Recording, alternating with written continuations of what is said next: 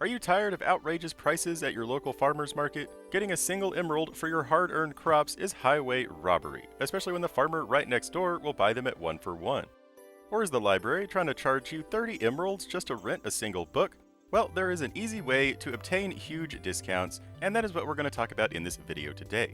I'm your host, Ledoux, and we're going to look at an easy way to cure villagers. Now, I bet you've seen tons of people use rails and some crazy rail system to cure villagers one at a time. And let me tell you that this is never ever worth it. There is no reason to ever make something like this. Not when all we really need is a zombie to turn our villagers into zombie villagers. Just keep them out of the sun or they will catch on fire. So we will want to do this indoors, or at the very least have a solid block above the villagers' heads. So the first step is to cage our villagers into 1x1 cells.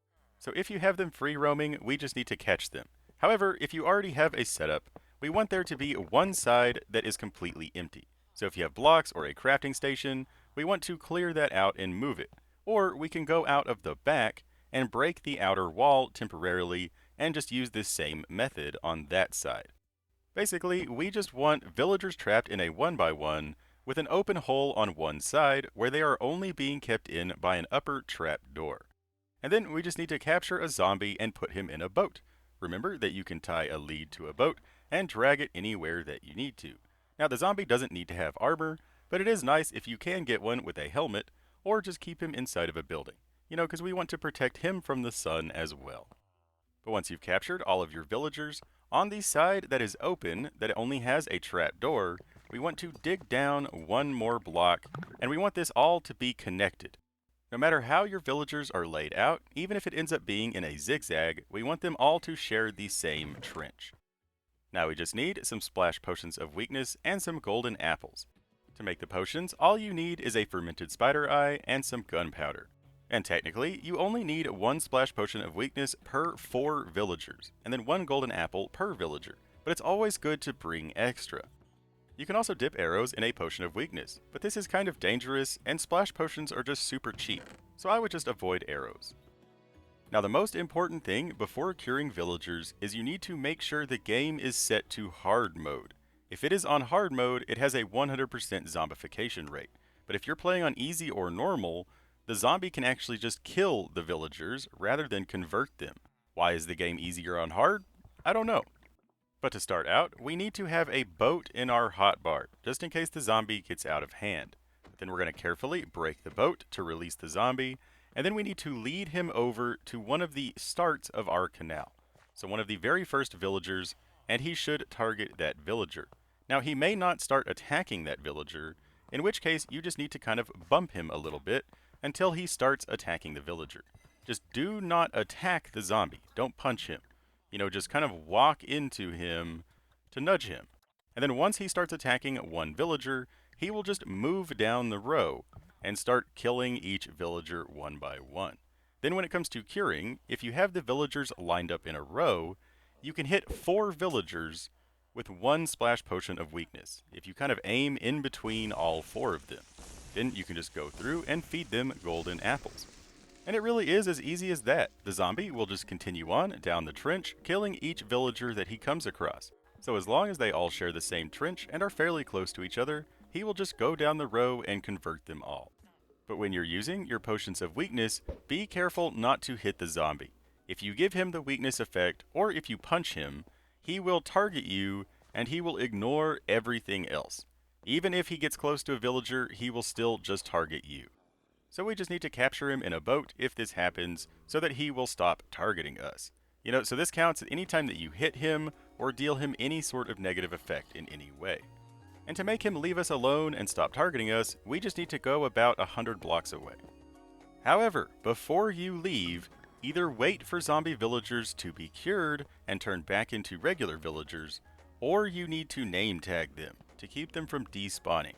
It's not supposed to happen, I don't think, but it does sometimes. I've seen them despawn. So either wait for a bit or just name tag them all. And be sure to name tag your zombie friend. You wouldn't want him to despawn either. After we've left and come back, to make sure he's no longer targeting us, we simply need to walk away from him and he should look at the closest villager.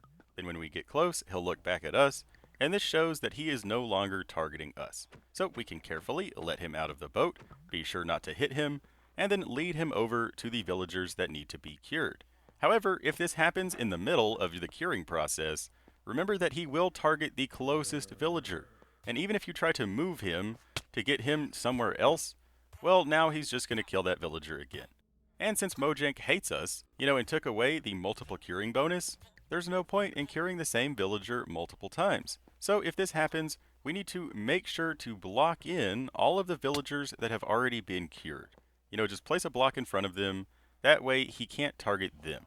And then lead him over to the ones that haven't been cured yet.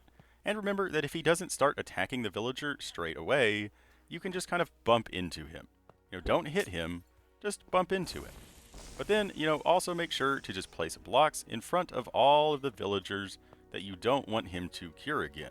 So like as you cure villagers, it's a good idea to just place blocks in front, even if this is going to be temporary, just to keep him from, attacking and zombifying the same villager over and over. And then once he has zombified every single villager, we can either kill him or capture him. It doesn't matter. That's totally up to you. And with that, once the zombies turn back into villagers, you will forever have cheaper trades.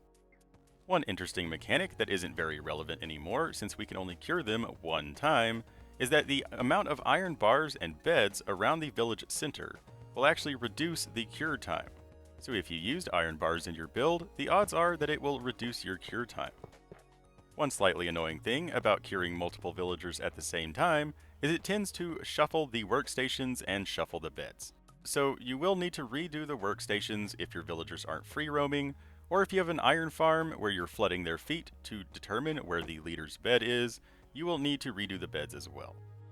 But if you ever trade with villagers, they should always be cured. Just like if you ever have a trader, you should have an iron farm. All three of these things go hand in hand. The only hard part about all three of them is actually getting the trades that you want from the villagers. As we saw, curing the villagers is as simple as trapping them and letting some zombies gnaw their legs off. And then an iron farm is literally just a platform with some water on it and some floating lava.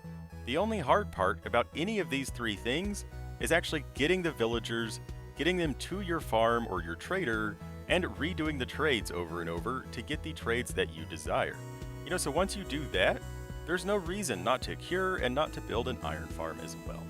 But that's all we got for this episode. I really hope you enjoyed it. If you did, don't forget to like, favorite, share, and subscribe, and be sure to leave a comment. Let me know what you did or didn't like, if you have any questions or requests, and I will do my best to help you out. Or if you don't know what to say, just tell me hi. I would love to hear from you. Thank you so much for watching and for your support. Always remember that you are totally awesome, but above all, don't forget to have fun. Bye-bye.